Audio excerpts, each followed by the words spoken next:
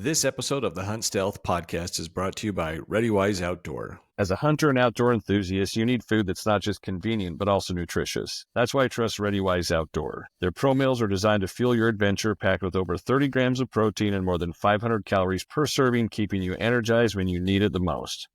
Favorites like the Thai coconut cashew curry or the protein-packed breakfast skillet are not only delicious, but ready in minutes. Just add water. Plus, their freeze-dried technology keeps these meals lightweight, which are perfect for extended trips.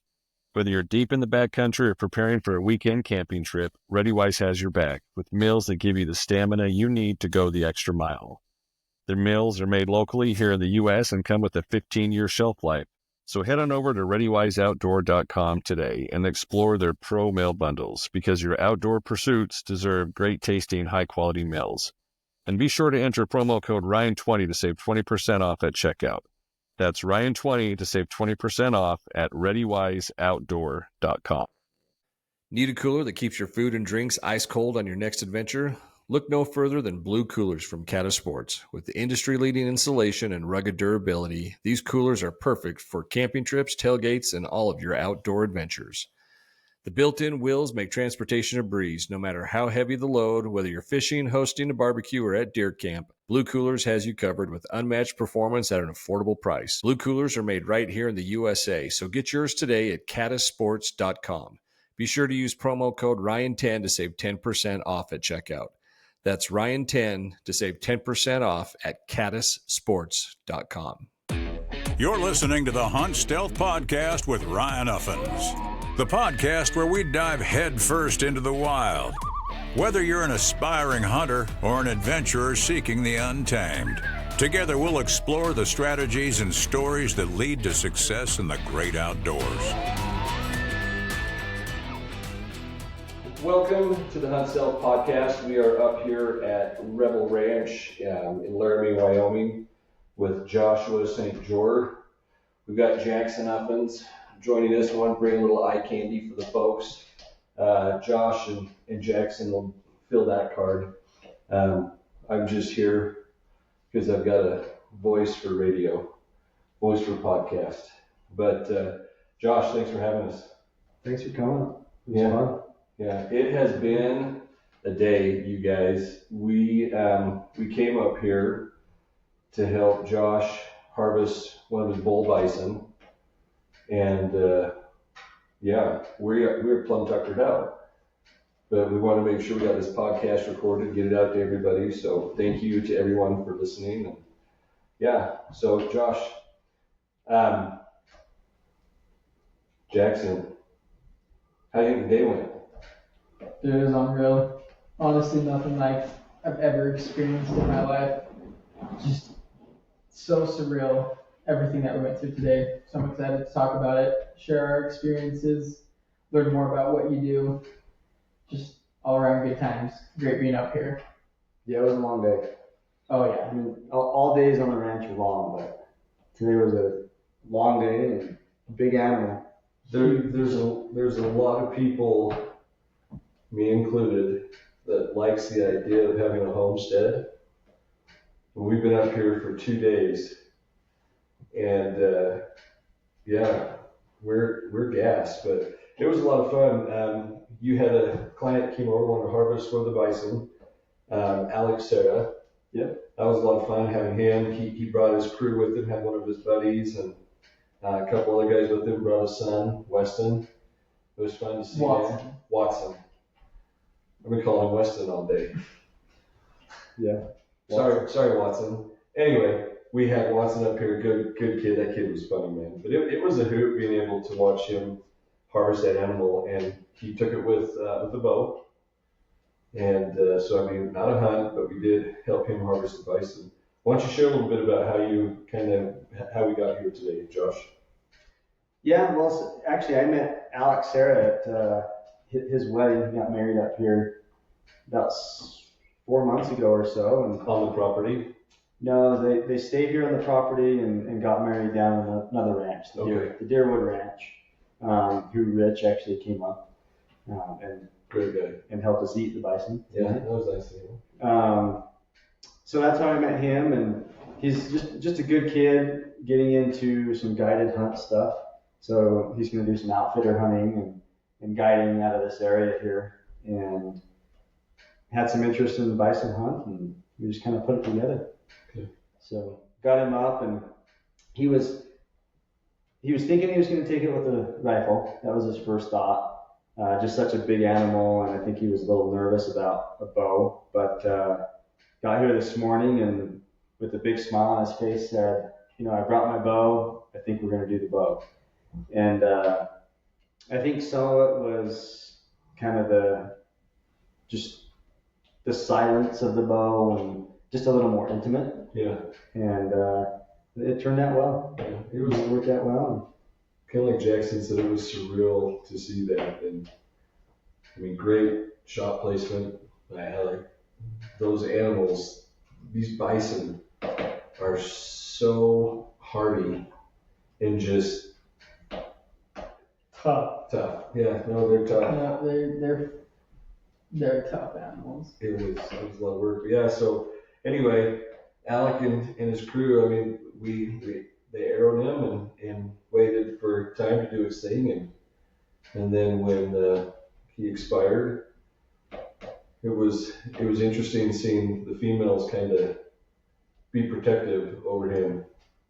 Well, and even before, I mean, it took a little time to get a shot on him because they could tell something was up a little bit and just kind of surrounded him. And it's a little different than the human world where the men protect the women. The women kind of protect the men, and even with wild animals, you'll see like all the does will come out of the tree line first, and then the big bucks come out when they know it's safe. It's kind of funny to watch, but yeah, we took a shot, and it's they have a different biological makeup, or maybe not biological. What would that be? The anatomy is a little different. On them. So as far as heart placement, elk and deer just a little different. Their heart's higher up, and which is super interesting. We were convinced we had a heart shot, mm-hmm. and we ended up not getting a heart shot, but straight through the lungs. Yeah, a little low. I mean, the heart's just a lot higher than people think, and I learned that the first time I took one. It's hard to shoot that high because hunting wild game like Alec does, you don't think you're going to shoot that high ever. So yeah. It's interesting. Yeah, he was talking about like if you were to shoot there on an elk, you would just send 100 arrows through him, and the elk would never die. Yeah. Yeah, called no man's land. No man's land. So yeah, it was fun. But yeah, after we got him down, I mean, we got the skidster, and that animal is big. Yeah. Picked it up, went over there, and they went to processing, and it took quite a while. What was it? Almost like 4 hours? 4 hours from the time we went down to the time we went into the truck, pretty much. Yeah. So that was a lot of work. Those guys did the hard work. Yeah. Which is crazy to think about how long it took, having all the equipment, everything by your side, being able to easily move and transport this massive, like well over 1,000-pound animal versus being out in the woods and getting something like this and packing it back to the truck multiple times. Like it would take a full day to do that, which is crazy. Yeah, and like Alec and Zach, like when they started, like they took the high and they caved in. I mean, it was like nonstop. I mean, they started and they just like went down. Yeah, there's no break. But yeah, it was a lot of fun, and then they were good enough to. What did we take? What piece did we take? The tenderloin. One tenderloin, which was probably, we got 6 3-inch cuts out of it. So I'd say a good 8-pound tenderloin from that animal. Yeah. Which is crazy because he was saying like when they pulled it out, they're like, this tenderloin is like the size of a backstrap on a buck. Mm-hmm. Which is just crazy. It goes to show how big those animals are and how much food they provide for you. Yeah. Well, so I guesstimate the last time he was weighed was April, and he was 1,200 pounds. And I figure he's 1,500 to 1,600 pounds today. Hanging weight, he actually just sent it to me. He was 684. 684 hanging weight. So that's a lot of animal going into the freezer. It's a lot of meat. So good meat too. Well, and yeah, so we had the fire grill going, we had the grill going the whole time, and you cooked up them tenderloins. Yeah. What was you had a reduction going? Tell us a little bit about that. What was that? Because that was delicious. yeah, so Both of them were just amazing. we did wild game pairs well with berries, like blueberries, blackberries, kind of more that tart flavors pair well with wild game. And so I did a blueberry balsamic reduction, and then we did a kind of a butter mushroom. It's a au pois is what it's called. So a French style dish that you get on steaks a lot. And that one disappeared quick. I mean, everyone ate everything, but that one people were like, yeah, and I should have made more. It's hard to gauge with big groups like that, but it turned out good. So it's a fun experience today was the first real time doing that, harvesting an animal, cooking it fresh off the animal. So that was nice having some extra hands around today. Yeah, you couldn't do it with one or two. You couldn't be. That's not true because you did it, and I heard how unhappy Ashley was that you went and got her out and you harvested your own last year. Was it this year? It was this year. This May, and I thought I was going to do it myself. And a couple hours in, I realized that wasn't going to really happen. So yes, we had 7 guys up here today, and it's still like with everything that we did. Feels like we didn't do a lot, but we also did a whole heck of a lot. Yeah. It was a lot of fun, but yeah. Anyway, I'll make sure that I get from Josh those 2 recipes, and we'll have to post them because they were amazing. But yeah, so yeah, we had a day and wrapping it up here. As soon as we're through, we'll go hit the sauna, right? And then we're gonna come back and watch Mike Tyson knock Jake Paul out. That'll be a good capper to the night, but that's my prediction. We'll see if I'm right. This will be posted Sunday, but anyway, yeah. So so we went through the bison. We talked about harvesting that today. What was it that kind of brought you up here? Like, because you've been up here for how many years now? 3 years last month. Okay. Yeah. What was like the driver to get this land up here and start living this homestead lifestyle? So a couple different things. One, a big part of what we do up here is short-term rental. So we do have an Airbnb, VRBO. Actually, we're sitting in the living room here of the ranch house, we call it. So it's the big house, big groups. I own vacation rentals in Salt Lake. Wanted to do something unique, and just knew I wanted to get out of the city. I wanted to be out of the city and be in the mountains somewhere. And kind of like you talked about your ninth grade dream? Ninth grade in the yearbook underneath my picture it says, Mike, in 25 years I'll be living at the base of a mountain. I think I said Montana, but this would suffice, which is where we're at right now. We're at the base of the Medicine Bow National Forest. Right. So, yeah. So I think a dream, a lot of people, a lot of guys want to be able to sit somewhere where you can chop some firewood, use a chainsaw. And we were going to Denver for a birthday party, found this on Realtor, and it just kind of fit the bill. And I've always loved animals, horses, bison. Grew up with my grandpa doing the bison roundup Antelope Island. And so from then on, I've always loved bison. Something about them. And wanted to raise bison and just the outdoors, hunting, providing food for your family. That self-sufficiency is important to me. So.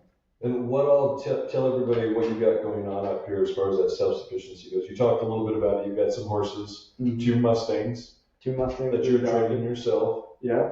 And it's kind of fun because they're not like caged up. I mean, this property is all fenced in, but we're out there, harvesting the bison. They come over there, and Mjolnir went to grab a piece of that tenderloin off, and Ashley would chase him off. Yeah. Then he had the can of beer over there. You're showing him that. I mean, it's fun. It's just, it's a cool environment up here. You've got your dogs, and then I'll let you share a little bit about the rest of what you got going on up here.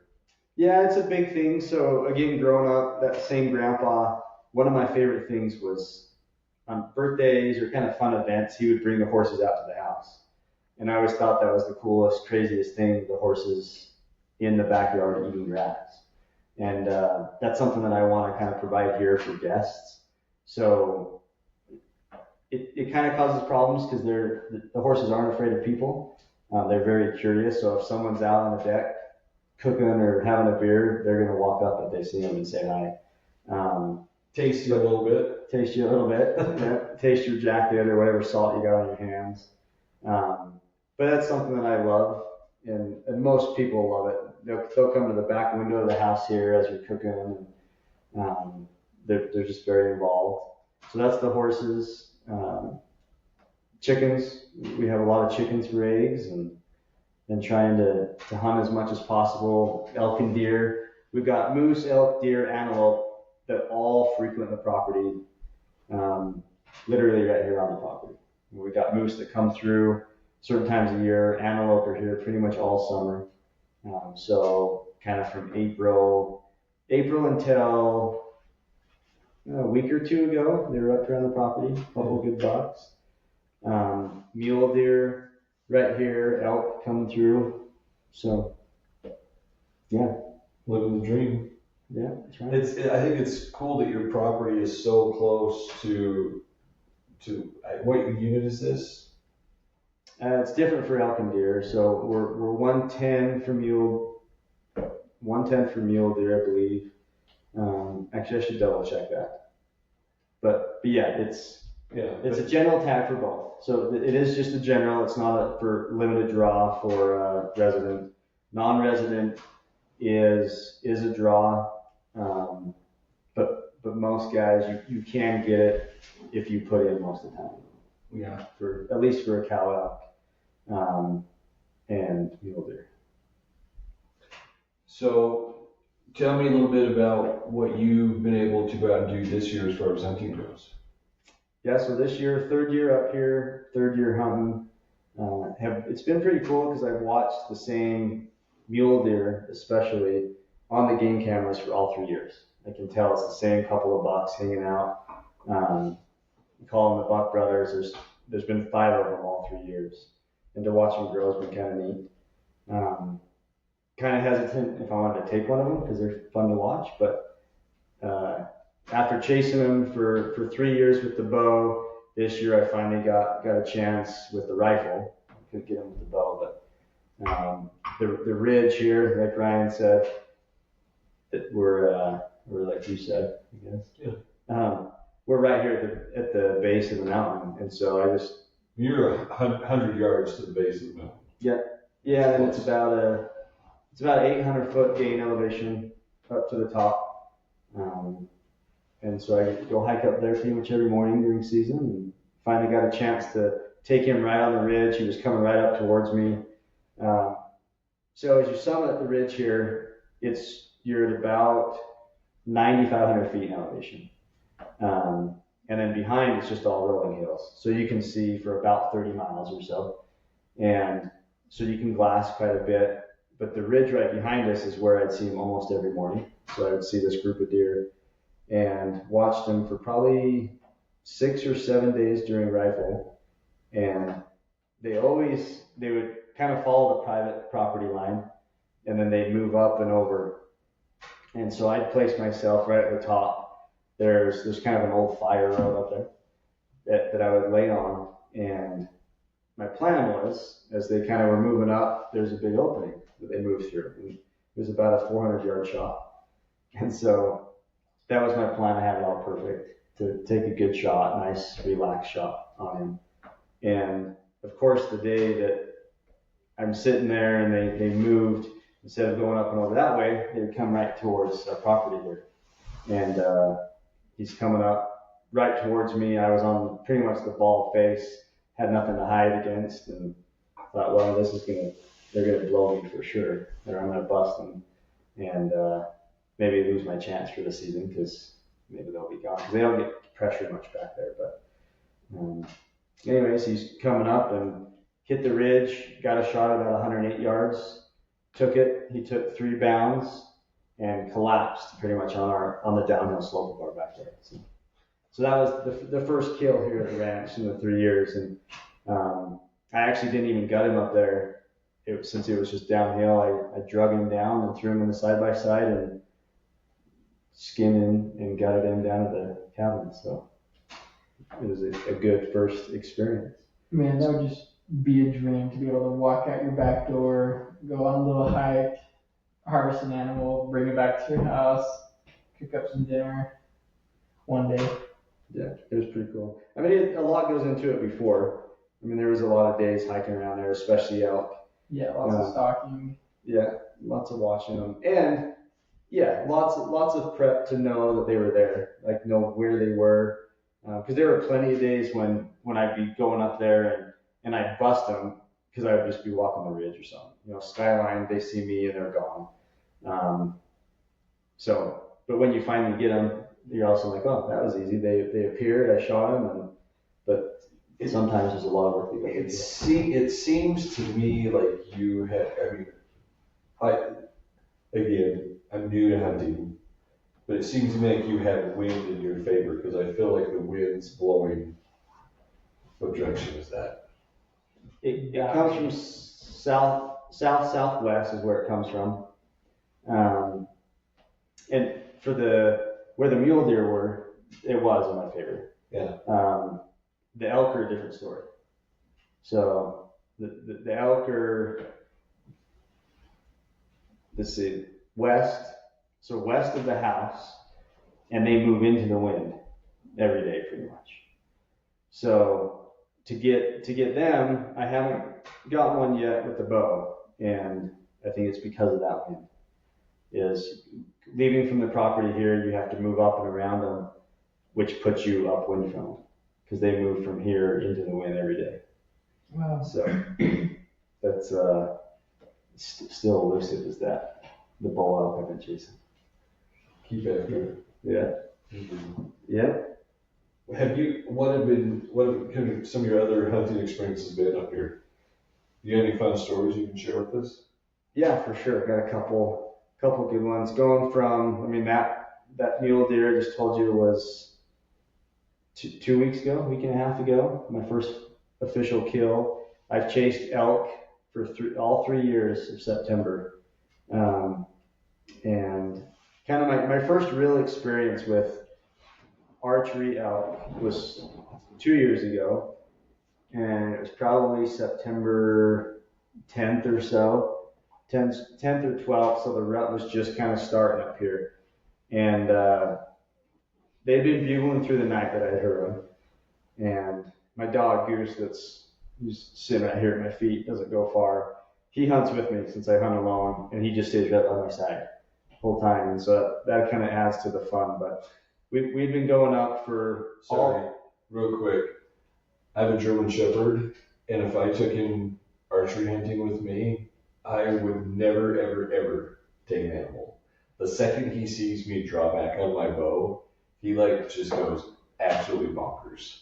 Like barking, he's like, waits for me to throw it, wants to run down, when I'm shooting my target in the backyard, anyway. It's like a stick he's chasing. It's like a stick he's chasing. I throw a stick, he's like, throw it. It's annoying. My wife comes out and she's like, what is he barking at? And then she sees me with my bow and she's like, oh. Shuts the door, closes the blinds, and it just appears. But anyway, I just thought that was interesting because Goose is a great dog. Huh, boys? Sounds, he's chasing arrows sounds dangerous for.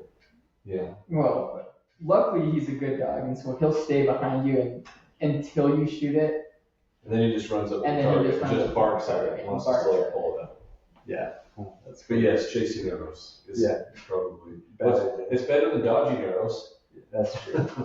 But anyway, so you take Goose. I apologize that my ADHD just went into overdrive. And but anyway, so you take Goose up when you're up there. Yeah, he goes with me, and it's funny. He's definitely learned what we're doing. Because if he sees him, I'll just go down to a knee and he drops down and he just kind of freezes. He was with me when I shot that mule deer. Actually, he was laying at the top of the ridge. I had moved about 30 yards from him, and he had stayed as the deer came up right towards me.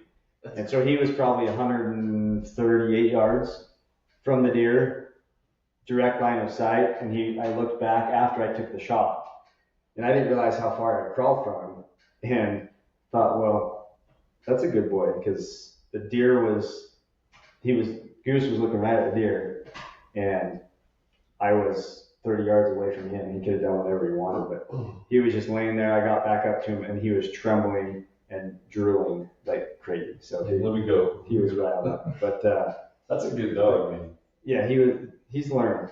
And then when he finally got up to him, he was stoked, because it was 3 years of chasing him he's been with me pretty much every day. So he was excited to finally. It was a short butt trail. He was happy for you. He was like, you did it. And for him. Yeah. Because he knows what they are. He just hasn't been able to get up close and personal. He knows what a deer is. He's been wanting to. But yeah, so the elk story, kind of my first experience with true archery elk during the rut was, we headed out of here about 5 a.m. and I knew they were in this aspen grove here. So we're walking over, and I let a bugle out as I hit the tree line, and a couple bugled back right away. So I knew, okay, it's on. Had chased them, I think this was the 10th or 11th of September. And so 10 or 11 days we've been chasing them, and I knew their patterns. So I had a game plan. We kind of moved up a little higher than normal, and I got a glimpse of them, a couple of them moving through the trees. And thought, okay, today's the day. And there's an old rail trail up here. It's an old railroad. So it's flat, and it runs pretty much the whole mountainside just above where the animals move. Okay, so you can follow that, poke your head over, kind of take a peek, see if there's any animals in there. And so I followed them for about 2 hours, real slow. They were just slowly moving through the trees, and I'd get a glimpse of them here and there, and I'd see like four to eight animals at a time, and I thought it was a herd of maybe 10.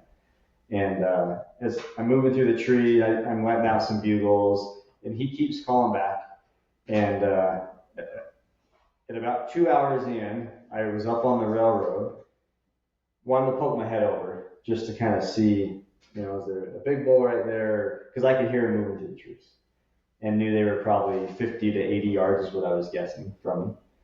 And I look over, and sure as shit, they were right there. They were the cow probably 10 yards from me. And I let out just kind of a soft bugle, nothing too crazy. And I was this is all burnt. So there was a fire up here in 2020. And so there's a bunch of new regen growth growing on. And the aspens at that time were probably 4 to 8 feet tall. And so I was kind of hidden in those. And it was a learning experience for sure.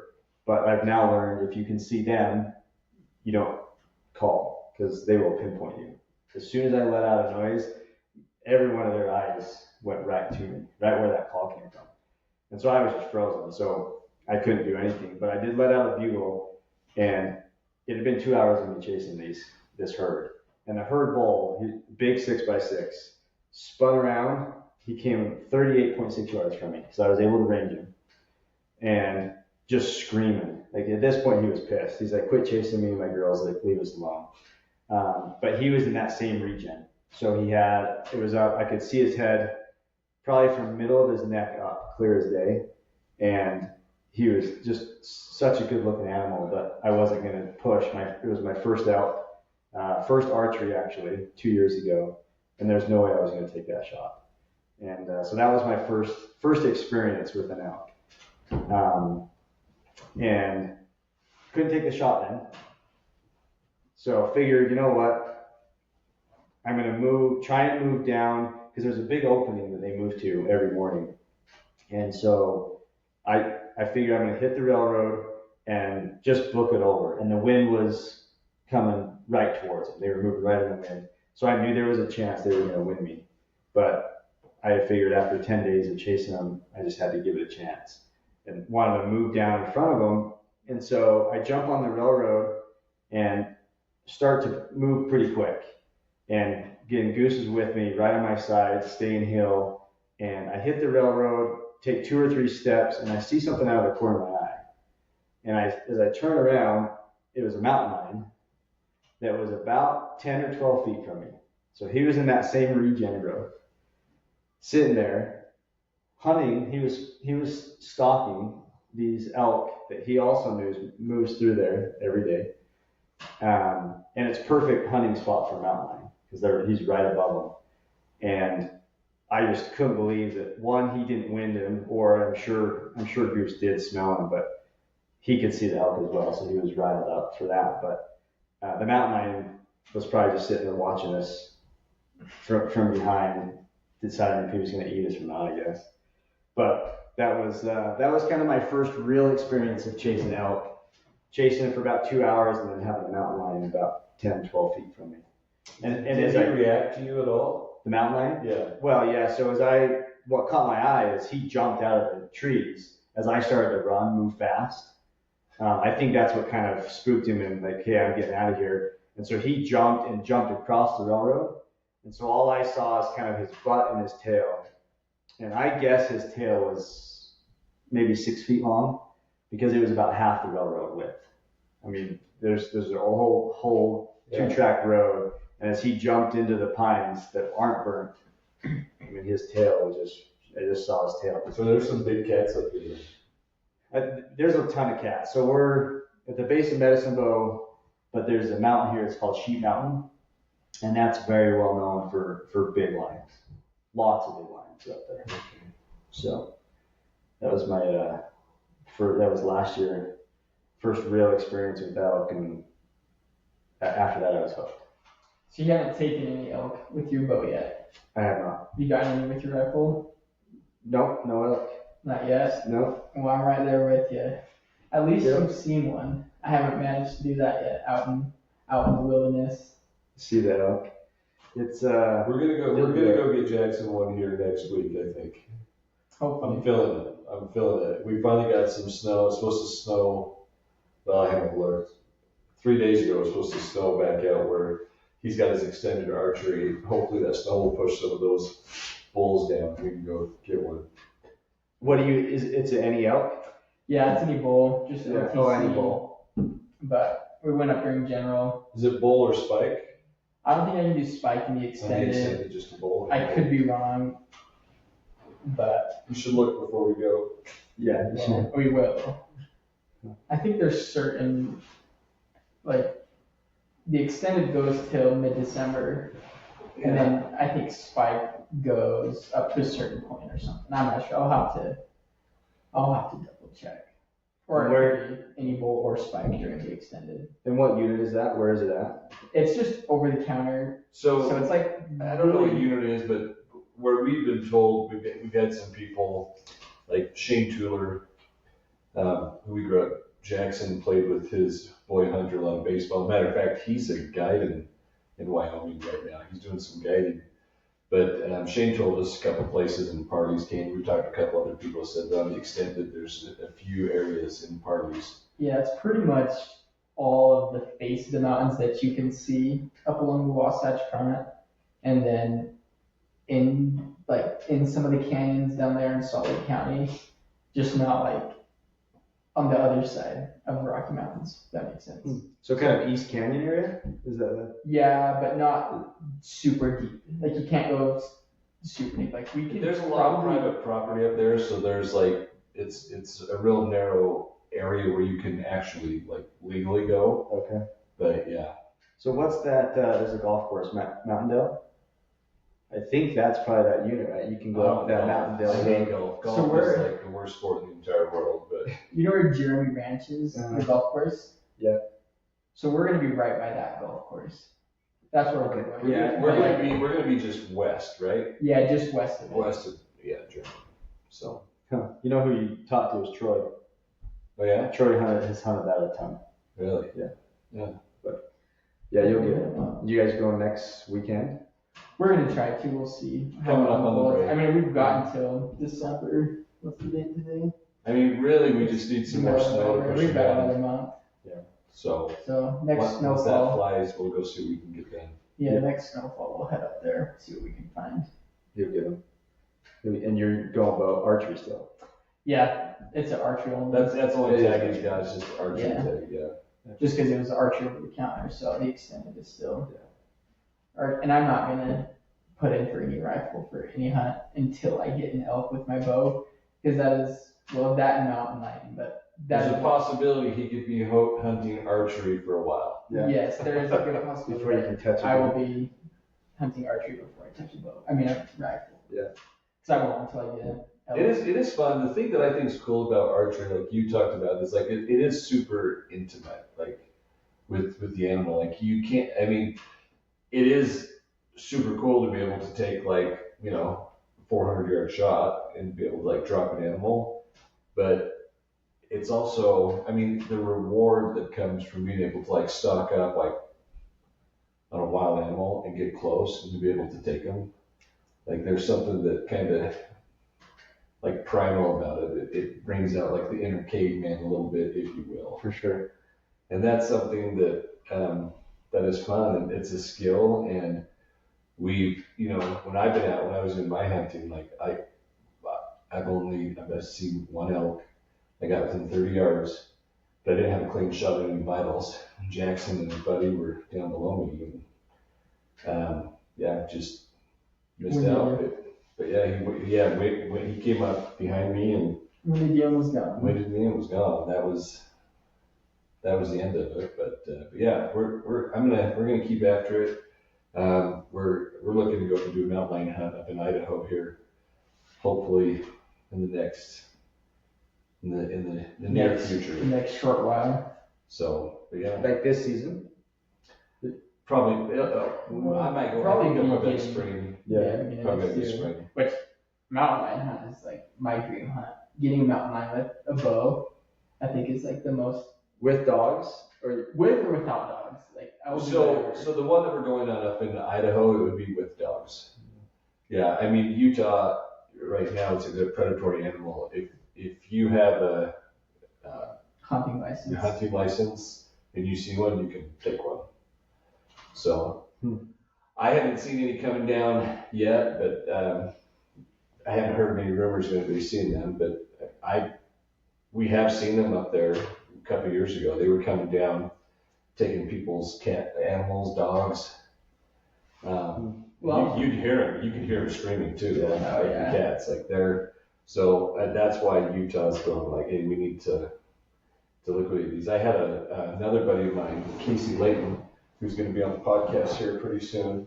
He's been doing some trapping along the Wasatch Front, and he's seen some cubs up there. So yeah, it is kind of fun, like the idea of going out and taking a mountain lion. I know we were talking about with you, like if there's a possibility, we're like, what is it? And there's a season that you guys have, but Season and a quota. Like they only allow a certain amount each year. You don't have to have a tag, but it sounds like it has to be in season, and they have a certain quota. And once the quota's filled, they won't let it. it's a female quota. So you can kill as many toms as you want during that season once the female quota is met, just like black bear. So say the quota is 20 females and only 10 ever get filled, it's the full season run, is what they do. That makes sense. Yeah. So Are you gonna do a cat hunt anytime soon? Do you have any interest in that? For sure. After being up here and actually listening to the Donnie Vincent podcast, oh yeah, and some of the meat eater stuff, listen to those guys. I don't want to hunt something that I don't eat. I would have a hard time doing that. Yeah. So I haven't had interest, even like wolves. So we got wolves up here. We've seen them here on the property. A gray and a black wolf actually a couple of times, like on our side of the fence line. And some neighbors are like, why didn't you shoot them? And I'm like, well, they haven't caused any problems. And their whole first thing is, well, yeah, they haven't caused problems yet. Yeah. But, they're pretty incredible to see them. So I don't want my first thought is go grab my rifle and shoot one. especially because I'm not going to eat a wolf. I mean, it seems a little too close to a dog. But mountain lion, I've heard from multiple people how great it is. I mean, how good the meat is, and so that changes my perspective a little bit on it. They call it the other white meat. Right. Yeah. So yeah, I mean that's what we're gonna do. We're gonna go get one and hopefully get one and cook it up and see how it is. Yeah, you get living this lifestyle like just up here in the homestead, like with your bison. Like we ate an interesting piece of the animal today. Yeah. Well, some of it. No, he did. Yeah. He did. His was buttered up. He Mine cooked it a mine little was bit. cooked. We ate it raw. Yeah. So So you we. might as well tell them what we're talking about. We're getting all the job stuff. I get the honors. So bison testicle, little Rocky Mountain oyster, but we did it raw. Yeah, we ate it raw. We ate it raw, and I told everyone that it was sweet like candy. Maybe that was a bad description, because no one else thought it was the sweet like candy.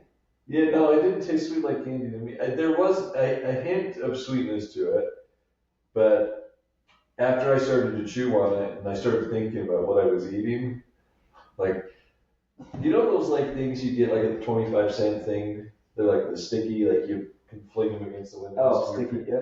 Yeah, those things. Sticky hands. Sticky hands, yeah. It was kind of that consistency. I would describe it as like, When have you eaten a sticky hand? Like, why would you? well, I haven't. That's just like the texture of it. Like when you first pick it up, it's kind of because you go to take it off your fingers and it kind of sticks to your fingers. Oh, But it's I would describe it as like a soft boiled egg would be kind of like the consistency of it. Yeah. To me, and then or like a slimy gummy bear, something like that. I mean, it wasn't bad. It wasn't good, but. Yeah, honestly, I thought I was gonna hate it because I don't do texture. Like I can't eat yogurt, gogurt, pudding, like stuff like that. No, I can't do it. Like The bison testicle. and bison, like it just looked nasty. It did take you a minute to warm up to the egg. Yes, Yeah. and I didn't try it raw, but after we threw it in the pot with that butter sauce, grill it up a little bit, it honestly wasn't bad. Yeah. Like I wasn't like put it in my mouth and spit it out. So you're like saying you I thought like it was. buttered nuts, is what you're saying. Anyways, but yes, I thought I was just gonna put it in and spit it out, but it just melted in my mouth and just tasted like really tender chicken in a way that just melts. Like you didn't have to chew it really. It just it's like one of those things it just melts in your mouth. Yeah. Like the texture, honestly, you know those. Escargot. Well, no, not like that. Not as chewy. You know those one mints, the butter mints that kind of just Oh, yeah, melt, yeah. like you can push them to the top of your mouth and they just like kind of melt. Yeah. That was the texture I got from it, but it tasted obviously like the cooked one just tasted like butter. yeah. I mean, it had a little bit of some game taste to it, but not bad. Like it wasn't terrible. So when we've got in the fridge, we've got the heart and we've got the liver. Yeah.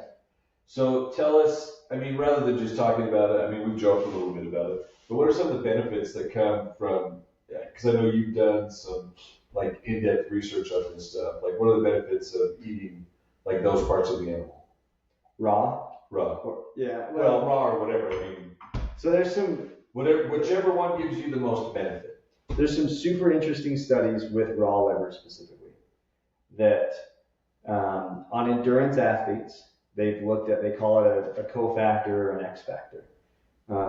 And in these studies, they can't pinpoint exactly why, but they've done endurance athletes during training, and some of them eat whatever the amount is of cooked liver, and there's some that do raw liver. The group that does raw liver experiences almost a 10% increase in performance in endurance compared to the cooked liver group. Okay. So they don't know exactly why. I have some personal, and the eye doctors think it's complete crap, but I noticed my eyes, like they'll start to bug me, like it's late now, it's been a long day, my eyes are a little dry and tired. But the more I eat raw liver, the better my eyes are, the sharper my eyes are. Really? And I've done. Does it matter, like if it's bison, like elk, The deer, like the nutrients? the micronutrients can change slightly, but just cattle, bison, elk. But I haven't noticed it myself. I'll do beef or bison, or actually those are the only two I've done. Beef and bison. I won't do raw chicken liver. But Don't blame you. yeah, it's an interesting thing, and I actually like it better raw than cooked. That was what I was. Yeah, I like the. I mean, we haven't had the liver yet, but I mean the flavoring that we put on it when I had the some additional bison testicle was. I mean, it was good, but it's not bad. I mean, I was hesitant to do it at first. I was like, oh. Then you grabbed it and called me out, and I'm like, all right, here we go. I can't have a hunting podcast where I'm learning about these things and not try some of these different, parts of the animal, different organs and that. But yeah, it's interesting when you think about that. So clearly, Josh and I are going to get some of the benefits when we do the raw bison testicle. You will get no benefit. I just get the bragging rights of Saying saying you I've tried tried it. that. I'll try it. Yeah. Will you still eat the liver cooked though, or will you only eat it raw? Like, I know you like it better raw, but I only had it cooked once, I think. I don't enjoy it raw either. And I'll say that it's not like I enjoy it, but I feel the benefits. Well, I mean, like I said, I haven't tried the liver, but I'm just going off what we had today. Like, it's not terrible. It's not to me, I didn't feel like I'm going to gag and throw this up. Ronnie did. I don't know why. Yeah. Well, he had it pretty much down, and then Yeah, it was pretty much down, and then started thinking about nuts, and yeah, it came back. and it came back up. Yeah. No, and the liver's worse than the testicles. I'll say that. Is it? Oh yeah. Heavy blood taste. It's got a kind of metallic beat. yeah, I can see that. Yeah. But again, I mean, from a performance standpoint, if that's what you're looking for, there's definitely the benefits there. Well, and there's definitely talking about bison. Bison has a huge connection with Native Americans and Indians, and kind of the whole history of that. And there's a lot of hunting groups and kind of beliefs where they would honor the animal by taking a bite out of the liver. They'd have to kill, they take a bite out of the liver. And I don't know where that comes from necessarily, but there's some of that. There's a lot of hunters, Instagram, Facebook guys that do the same thing with a deer kill, and they'll take a big bite out of the liver. So And let's spit it out. maybe spit it out behind camera. Yeah.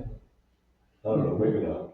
But yeah, I mean, I know a lot of like Native Americans, like it takes like they consider that they're taking on like a part of like the soul power of the animal.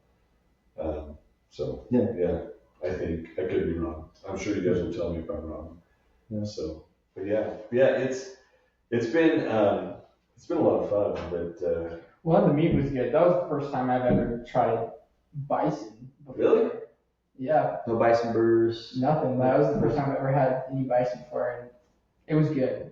It was sweet though. Jaxon Which was does still kind of good. have like a vanilla palate. Like he doesn't veer off too much. He gets the same thing. I've just been sheltered in the house I was raised in. That's I haven't had the opportunity to go eat a wild bison, that's on me. My bad. Yeah. but no. Well, actually, Jackson, you were saying earlier about the sweetness of it. Yeah. And we looked it up. Did you see what it was saying of why it's sweeter? Yes, but I forgot. Do you remember? No, I didn't get to the reading of it, but a lot of Here, pull it up and look while we're talking for a second. But yeah, but it was sweet tasting. Now I will tell you this. This could be the spoiler alert. We were dipping it in that blueberry reduction. Yeah.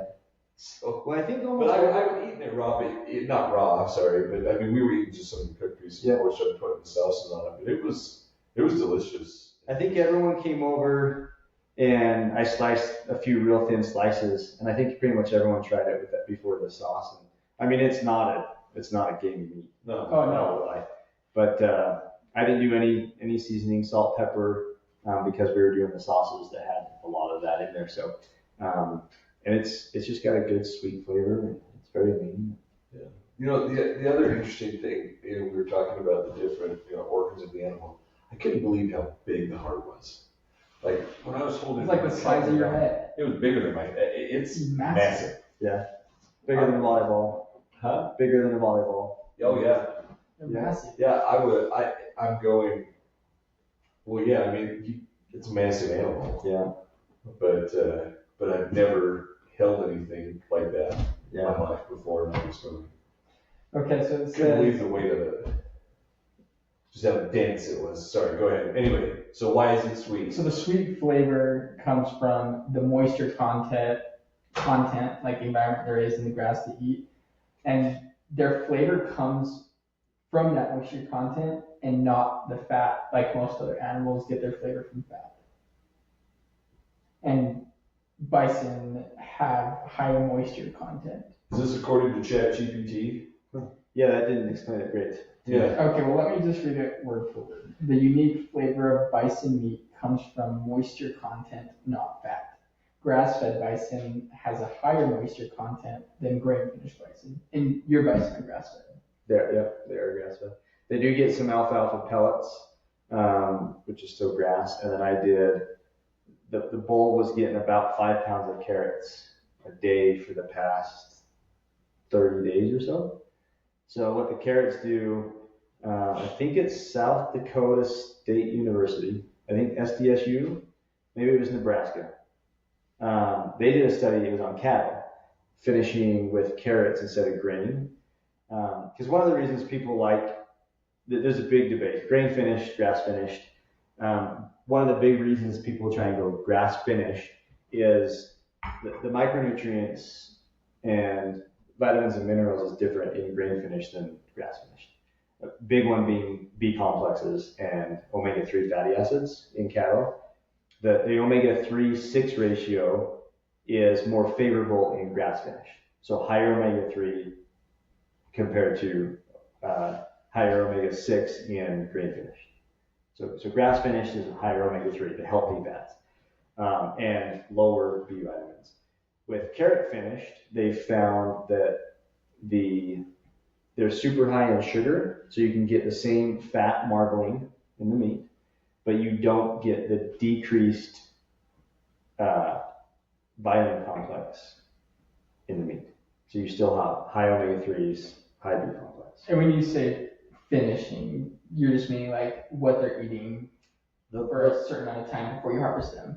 In the cattle industry, typically, I mean, it kind of varies, but the typical would be 90 days. So you're finishing an animal in a feedlot for 90 days. Almost all animals in the entire country are grass-fed for the first 15 months of their life, and then they go to a feedlot. Yeah. Same with bison. I mean, bison is, and that's one thing that we really want to be a grass finished, and why we really do like the field harvest. So this obviously was, someone else coming out to harvest. But even for our own meat, to have meat here and sell as quarters, wholes, halves, with the new administration and kind of some of the health pushes that they're talking about, we may see some things that you might be able to sell by the cuts and field harvest. Because right now you can't legally field harvest and sell someone just a single ribeye. They have to buy a portion of that animal. And so we might see that change. But I think, I mean, not to go too deep into the weeds here, but I think Robert F. Kennedy Jr. is going to kind of drop a hammer. Yeah, we'll see. Yeah, I hope he does. Yeah, because but the field, as far as the field harvest, kind of finish my point on that was you have the field harvest is just important to me that the animals kind of raised here, it's grass fed, grass finished, they're harvested on the property, and they don't go to a feedlot. They're not being fed out. So I want to experiment with trying to get some good, consistent quality meat, because with grasses it's pretty hard. Grasses change throughout the year. So some animals may not get as much fat or as much flavor. And so if you can finish with carrots, which is still technically considered grass finished, it's not changing that meat complex. So we're kind of playing with that idea. Cool. Yeah. Well, that's fun. So much information to learn. I have one other question for you, because I know we talked a little bit. They had a story about a bear that happened up here. Black bear? Yeah, share that with us. Yeah, just a quick story, also elk hunting.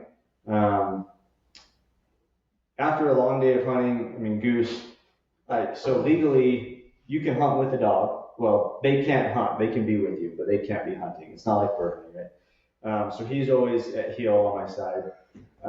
You can track with him, and I've got some very minor color blindness.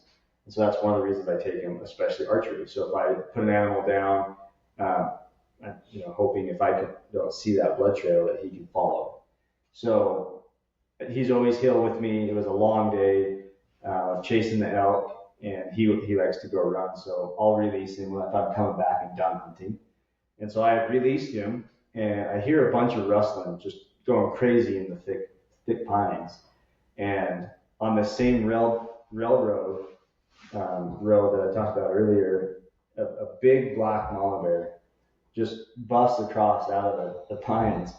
And I'm like, well, and that's where Goose just was. So he was kind of chasing her. And then I hear just a lot more going on, and hear cubs kind of squealing, screaming. So I called him. He came running back to me, and I went over and could tell he had treed 2 cubs. So I kind of wanted to find him, and I never did. I looked for about 2 minutes, but I knew Mama was probably going to circle around and come back, so we got out of there. But she was a big, healthy black bear. She was probably about 50 yards in front of me that he busted out. She ran across the road, and the 2 cubs were up in the tree somewhere, hanging out. So didn't get to see them, but we got some good predator hunting up here too. Sounds like a railroad to stay off of unless you're hunting. Yeah. Well, I got one last one with moose. We got kind of a really amazing population of moose up here, and almost every time I went up there, elk or deer hunting, I'd come across some moose. And on that same railroad, I was following some elk, and there was a moose right on the road, and he wouldn't move. He was staring right at me, a big bull, and I had to kind of jump up and down, wave my bow for him to move out of my way. And he just kind of stood and looked at me. He didn't want to move. So I had to go down and around, and ended up busting the elk out of there because the moose wouldn't move. That's one thing. Did you have something you want to say? No? Unless you're going to say something, and I'm really good at interrupting people. But that's one of the things just that I've learned to take a lot from talking to people that spend a lot of time out hunting in the backcountry. I mean, this isn't backcountry, but this is backcountry. I mean, it's just where you live. But just being aware of your surroundings.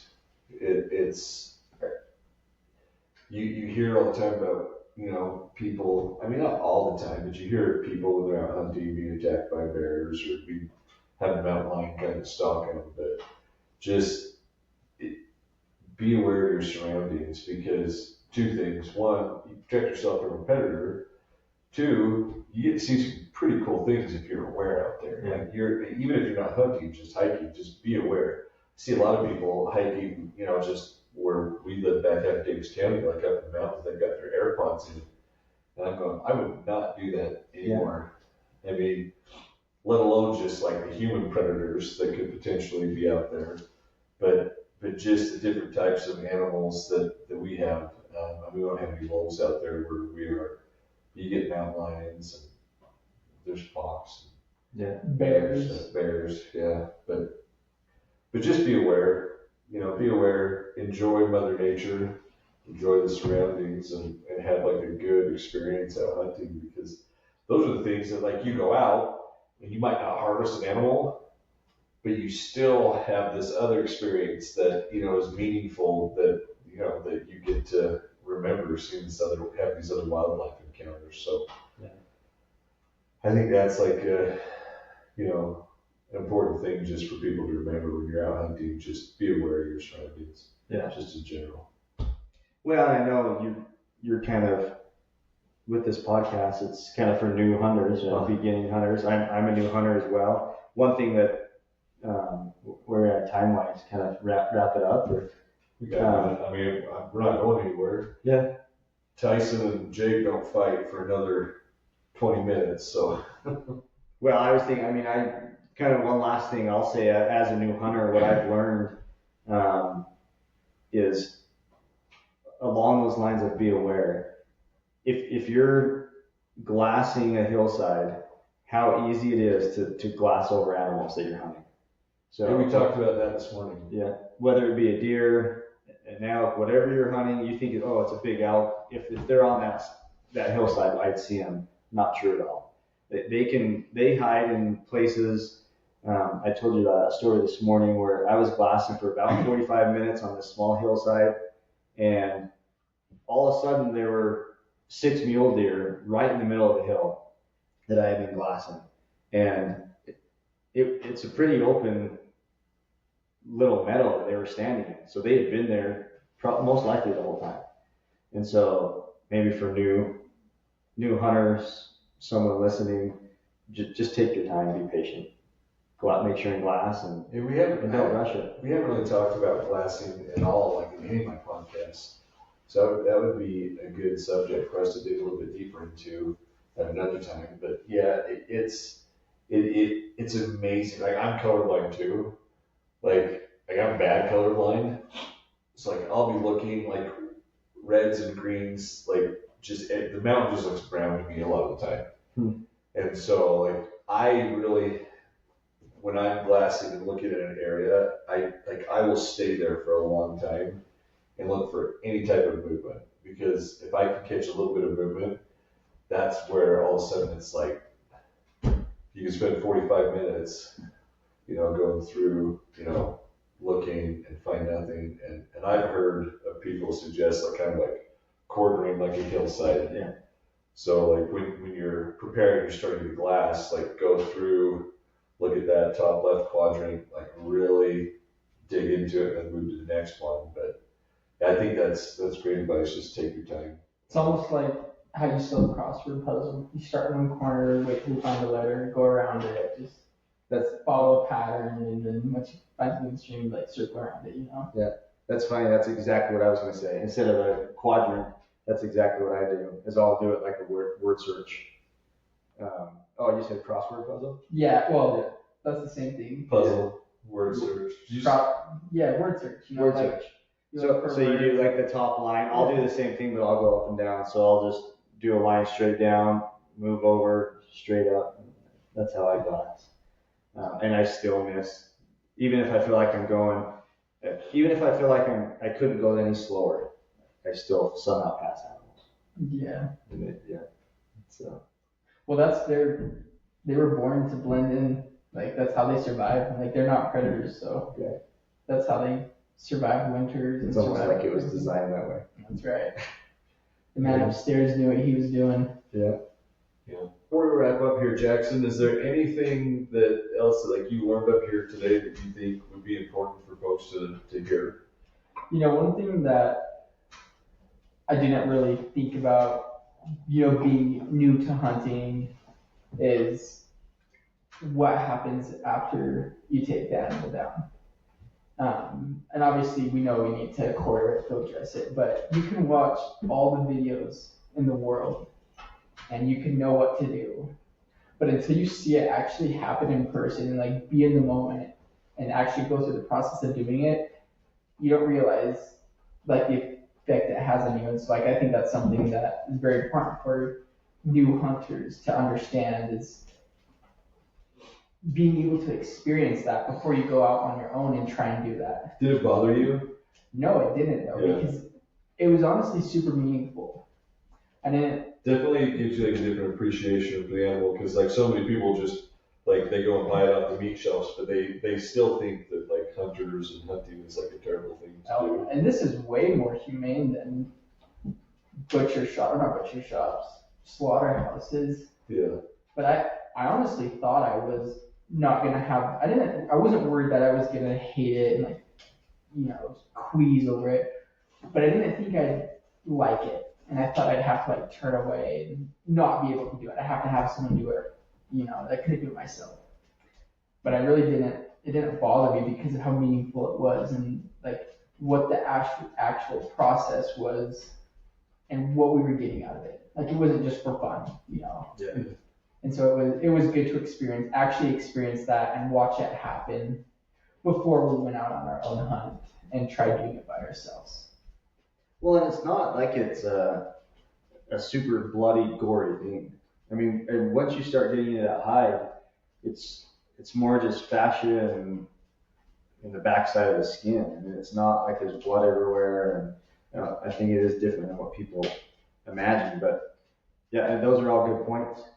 You want to, as a new hunter, once you get the animal down, that's when the work really starts. Oh yeah. I mean, it is a lot of work, and it is different, like you said, Jackson, that watching a million YouTube videos, it can prepare you to understand some of the steps.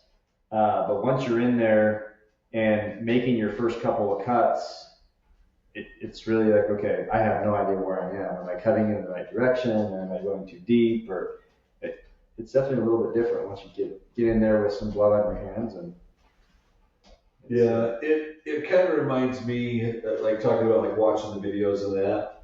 It reminds me of like that meme that I've seen going around. It's like, get out there and do some like main character shit. Would you rather stay up in your room watching videos, or would you rather go out there and experience it? Mm-hmm. And yeah, it didn't bother me at all. I mean, I will say, like, watching this like huge animal like go from grunting and growling at us, not liking us being around, and then watching him fall after he'd been arrowed and his life expires. It definitely gives you a better appreciation for the people that raise these animals. Like, I mean, you care for them.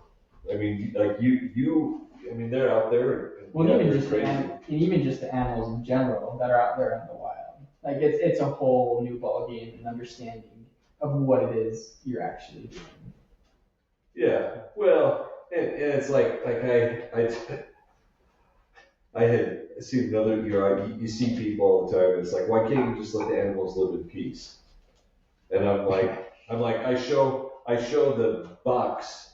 I see the bucks where they get, when they're ready, when they get their horns locked, and then you see one 6 months later where it's got the skull and the antlers interlocked into his, and they die. Like, that's like a horrible death.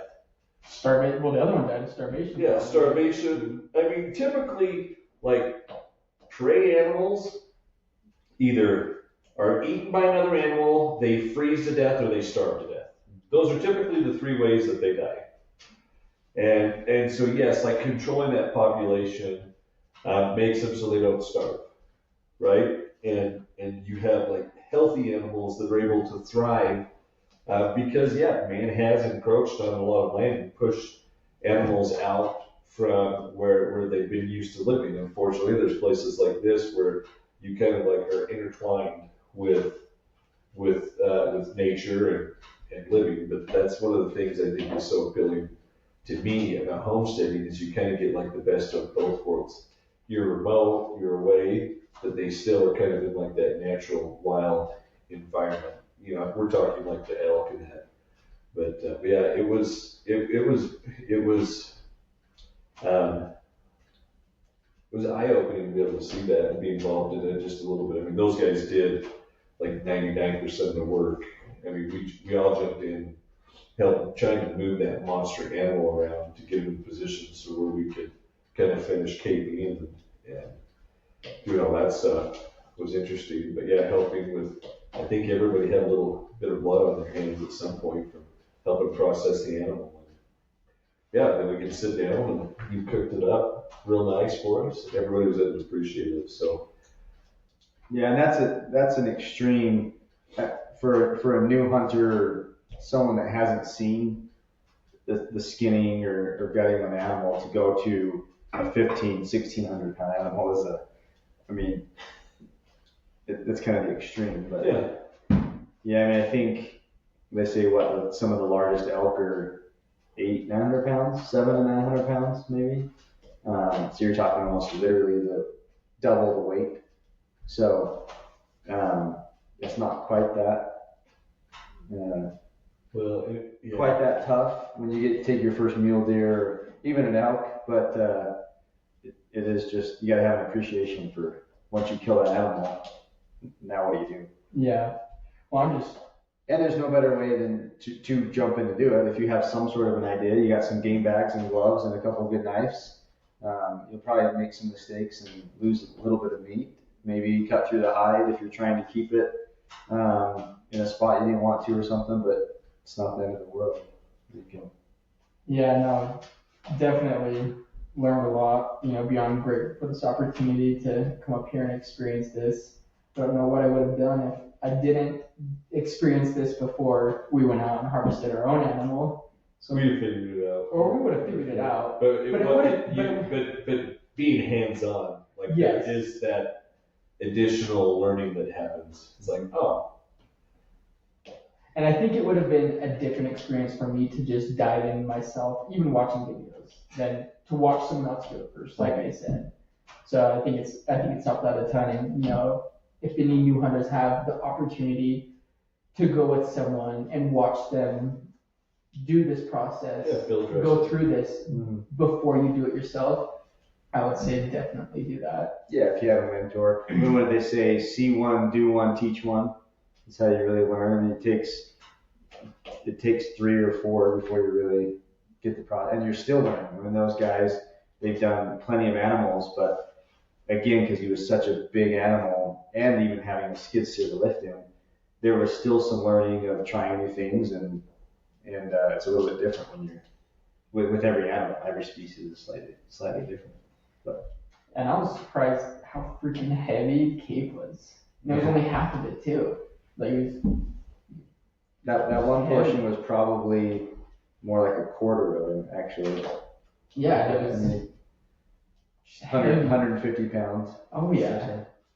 Yep. I mean, when we were lifting just shoulder mount, the head for the shoulder mount into the back of the truck, I was just carrying the Cape that was left over. They had one man on each horn lifting it, and I was like, this is like 100 pounds that I'm lifting. And it was just the Cape that was dragging back behind. This is heavy. Yeah. Josh, thank you for the time. Thanks for having us up here, hosting us. We've had a ton of fun getting to learn more about this part of the land. For those of you that are out there that are wondering, like, hey, can you come stay up here? Again, he's got this, as an Airbnb, he's got the main house. I mean, it's huge. Beautiful house. Sleeps how many people? 16. 16 in the main house. People come up here all the time for more than just hunting, more than just harvesting bison. You talked about, like, when the Aurora Borealis was going on, you had some folks come up from Colorado. Yeah. See the Northern Lights. Yeah, that's what I was thinking of. But Aurora Borealis, it's the same thing, but yeah. Yeah, the Northern Lights. So they come up here, and we've talked about some of your other cousins have come up wanting to kind of see what the ranch life is like. If someone wants to come up and do a little bit of homesteading work, like they come up here, you'll put them to work and see what it's like. But if you are interested and you want to come up here, it's rebelranchyo.com. That's it. And Instagram, Facebook, Rebel Ranch YO. Yeah, go give him a follow. I will put in the show notes links to his website, or Instagram, all that stuff. So definitely go and check him out. Thank you guys again. Until next time, stay safe, and we'll see you again. Thanks, guys. Hey guys, want to thank you for sticking around and watching the podcast. As always, be sure to hit that subscribe button, whether it's on YouTube, Spotify, or wherever you listen to your podcasts. Leave us a review, and we'd love for you to share it with your friends. Also want to tell you about Hunt Stealth. We are giving away a pheasant hunt guided experience. It's at the Pleasant Valley Hunting Preserve, some of the world's best wired hair German pointers. are going to be out there helping guide you on your pheasant hunt. You're also going to get a 1-year membership to the club, as well as Cata Sports is providing a 1-person hammock. We've got 2 tripod stools, a Northward Series backpacking tent for 1 person, a Horizon folding cot, and a 60-quart ice vault that's got on wheels. So it's super, super cool package. Also, ReadyWise, our good friends over there, are giving us 3 3-day adventure bag meal kits for you to take out for you to use on your next adventure. So head on over to huntstealth.com, and for every $1 spent, you get 1 entry into that contest. Again, thanks for listening.